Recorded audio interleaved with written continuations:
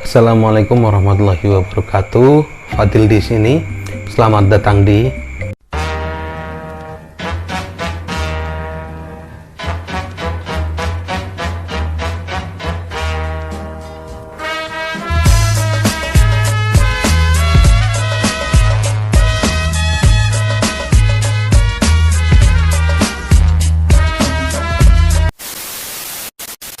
Apa kabar semuanya?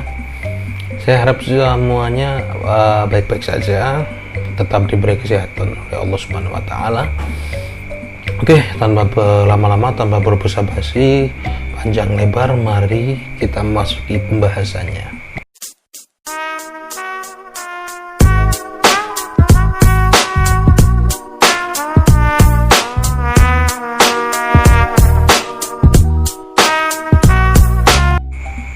Sebelum kita menelisik lebih jauh tentang pembahasan kita kali ini, yaitu wakaf kontemporer, alangkah baiknya kita mengetahui sejarah tentang wakaf.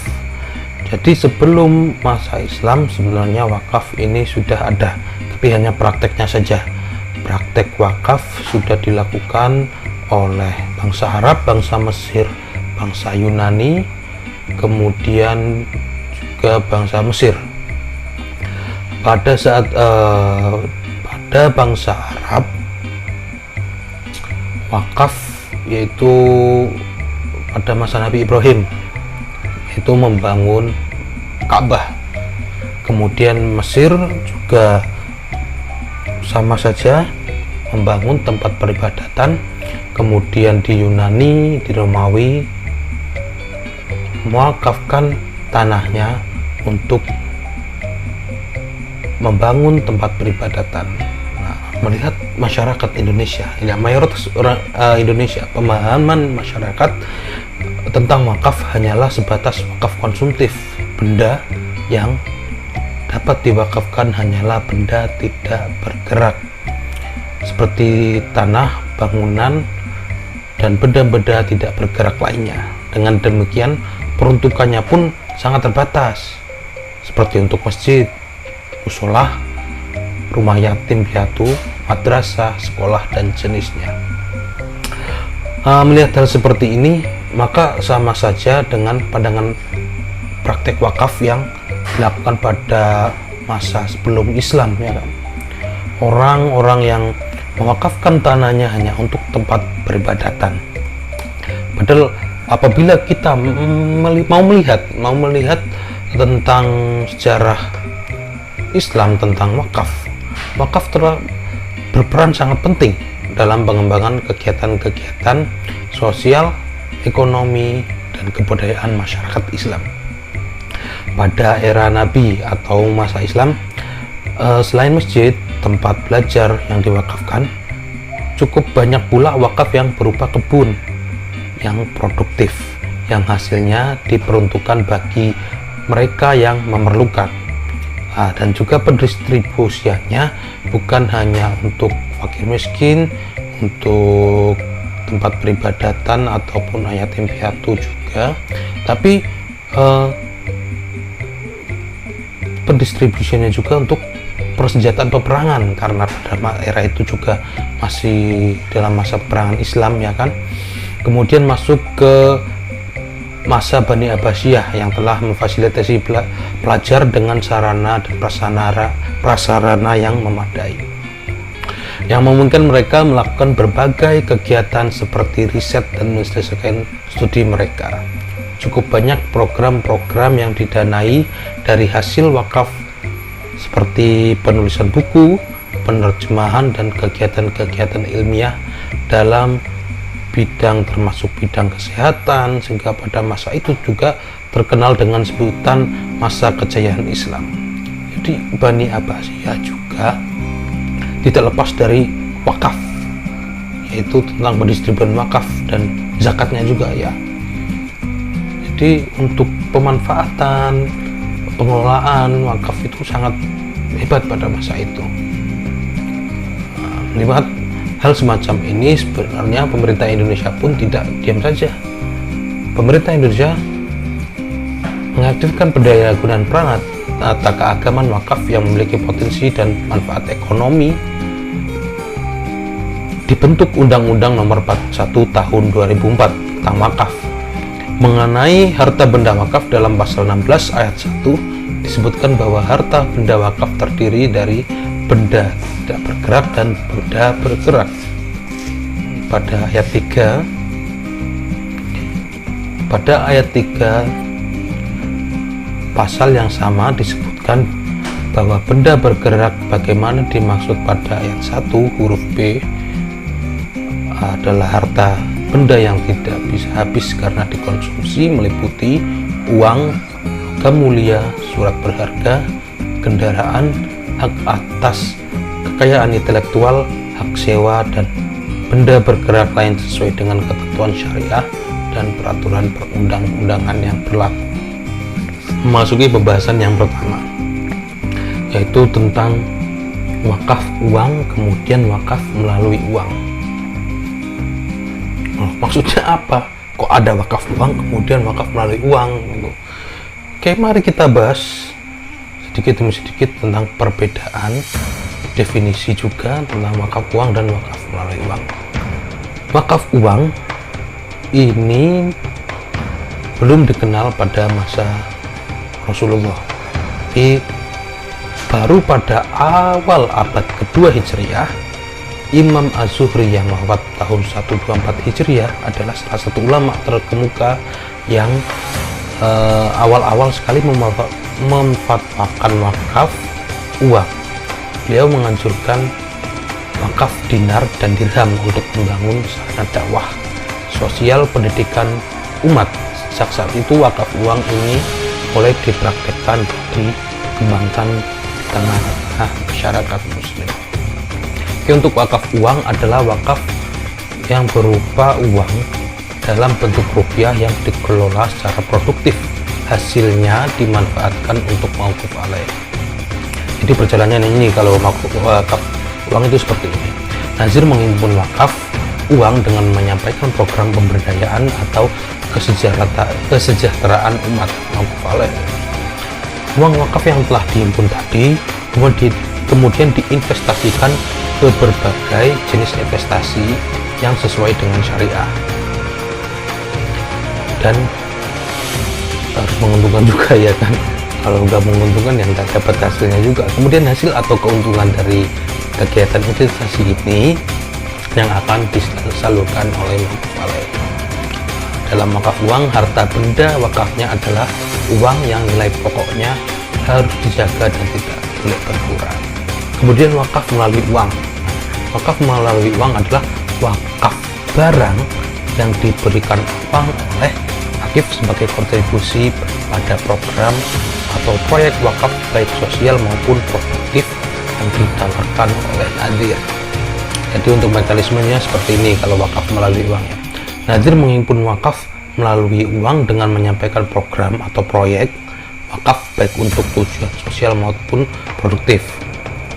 Kemudian uang yang telah dihimpun, uang yang telah terkumpul dibelikan barang atau benda atau langsung digunakan untuk membiayai program atau sebuah proyek wakaf yang ditawarkan nadir yang pertama tadi. Maksudnya yang nadirnya sudah menawarkan tentang pembelian benda atau sebuah program atau proyek tadi pada masyarakat, ya. Dan wakaf melalui uang, harta benda wakafnya adalah barang atau benda yang dibeli atau dibiayai dengan dana yang berasal dari wakaf melalui uang. Barang yang dibeli dengan dana yang berasal dari wakaf melalui uang harus dijaga kelestariannya dan tidak boleh dijual, diwariskan dan dihibahkan, nggak boleh, kan namanya juga harta benda wakaf, ya kan. Gimana, masih bingung nggak tentang perbedaan wakaf uang dengan wakaf melalui uang ini? Kalau masih bingung, saya akan menspesifikasikan atau merinci apa perbedaan antara wakaf uang serta wakaf melalui uang ini. Oke, yang pertama, wakaf uang tujuannya produktif, sedangkan wakaf melalui uang dapat dilakukan untuk tujuan sosial dan produktif. Untuk pengembangan atau investasi wakaf uang tidak terikat, karena penghimpunannya tidak berbasis program atau proyek wakaf tertentu. Sedangkan pemanfaatan uang yang dihimpun dengan wakaf melalui uang itu terikat, karena penghimpunannya berbasis program proyek wakaf. Wakaf uang diinvestasikan hasilnya atau keuntungannya langsung disalurkan kepada mauquf alaih, sedangkan wakaf melalui uang untuk tujuan produktif hasilnya diserahkan kepada mauquf alaih, sedangkan tujuan sosial langsung dimanfaatkan sesuai dengan program atau proyek sosial wakaf.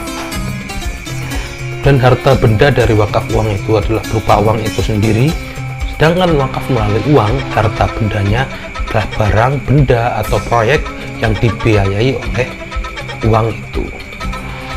Kita jelaskan. Kemudian ketentuannya, bagi lembaga, organisasi atau yayasan yang akan menghimpun wakaf uang dan atau wakaf melalui uang harus mendaftarkan diri di BWI. Kemudian untuk penghimpunan wakaf uang dan atau wakaf melalui uang, nadhir membuka rekening di lembaga keuangan syariah penerima wakaf uang, yaitu LKSPWU, Lembaga Keuangan Syariah Penerimaan Wakaf Uang. Biasanya lembaga keuangan syariah ini di bank syariah, kemudian juga di PMT juga itu biasanya ada SPWU ini. Dana wakaf yang ada di rekening nazir ini akan dikelola oleh nazir sesuai dengan kesepakatan antara nazir dengan LKSPWU. Oke, lanjut ke pembahasan selanjutnya, yaitu wakaf saham. Wakaf saham merupakan surat berharga yang mempresentasikan penyertaan modal ke dalam suatu perusahaan. Adapun saham syariah adalah bukti kepemilikan yang dikeluarkan oleh perusahaan yang kegiatan usahanya di bidang yang halal sesuai prinsip syariah. Saat ini penghimpunan atau pembiayaan wakaf dapat dilakukan dengan saham melalui penawaran umum atau berpartisipasi dengan mewakafkan saham.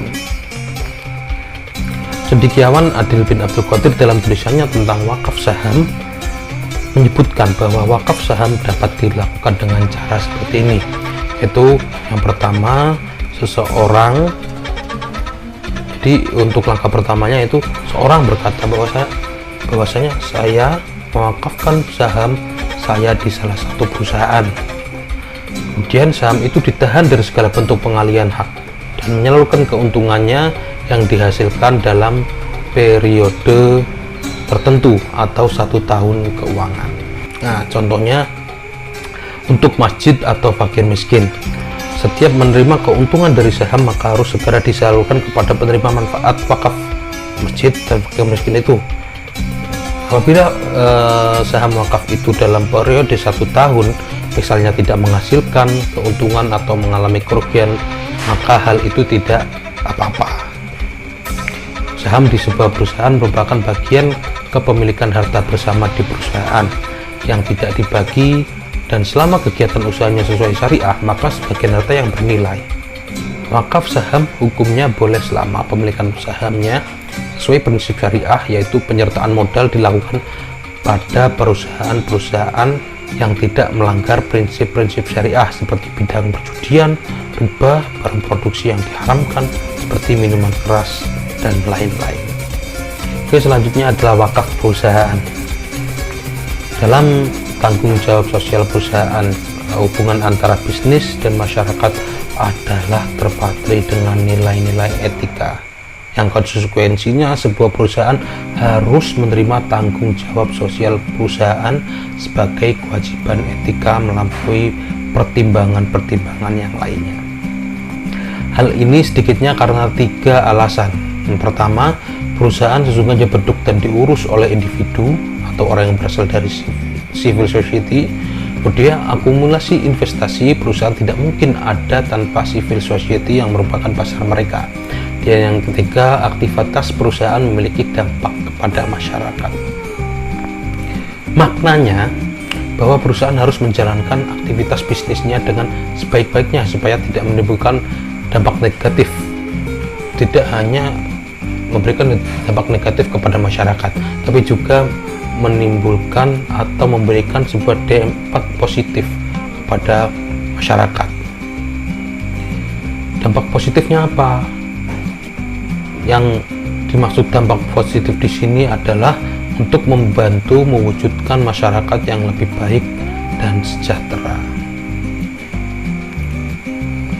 Dalam konsep tanggung jawab sosial perusahaan, sebuah perusahaan tidak lagi dihadapkan pada tanggung jawab yang berpijak pada single bottom saja, yaitu perusahaan hanya memikir tentang keuntungan, tentang profit, tapi juga harus memperhatikan masyarakat dan kehidupan sekelilingnya. Oleh karena itu, dalam konsep tanggung jawab sosial perusahaan, sebuah perusahaan tidak lagi dihadapkan pada tanggung jawab yang berpijak pada single bottom line, yaitu keuntungan atau profit saja, tapi juga harus membuat atau peduli dengan sekitarnya. Nah, sekitarnya ini maksudnya masyarakat, kemudian lingkungannya. Jadi lingkungan di sekitar perusahaan itu haruslah mendapatkan kesejahteraan juga dari perusahaan tersebut. Kalau sekarang itu atau lebih dikenal dengan CSR ya. Nah, dari ini Islam menghendaki perusahaan untuk mengamalkan tanggung jawab sosial perusahaan. Penting bahwa perusahaan dapat mengelola pemilikan harta dan lain sebagainya dengan cara terbaik untuk memperoleh suatu nilai tambah yang maksimum dan bermanfaat tidak saja untuk pemiliknya tapi juga untuk ummah, untuk masyarakat. Secara keseluruhan, konsep ummah ini menunjukkan bahwa masyarakat mempunyai suatu hak dan kepentingan dalam apa-apa pemilikan anggota masyarakat lainnya. Dalam Islam, organisasi bisnis dianggap sebagai bagian masyarakat. Dari uraian tadi tentang Islam tadi di atas dapat disimpulkan bahwa perspektif Islam terhadap tanggung jawab sosial perusahaan dilandasi oleh idealisme berikut. Yang pertama, tidak ada satu perbedaan antara usaha-usaha spiritual dan material dalam kehidupan manusia. Kedua, tanggung jawab sosial perusahaan menjadi karakter, tujuan, dan fungsi komunitas ummah. Ketiga, konsep amanah mengenai harta kekayaan. Oleh karena itu, konsep tanggung jawab sosial perusahaan dalam perspektif Islam mencakup makna yang luas mengenai dimensi takwa, kesadaran kepada Allah Subhanahu wa Ta'ala, yang mana sebuah perusahaan sebagai kumpulan individu mempunyai peranan dan tanggung jawab untuk mengabdi dalam sebuah keadaan.